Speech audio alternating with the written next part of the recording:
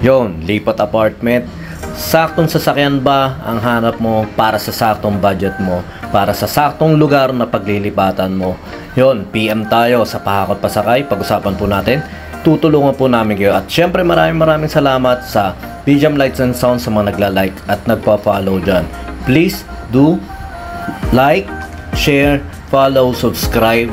Syempre sa Pahakot Pasakay.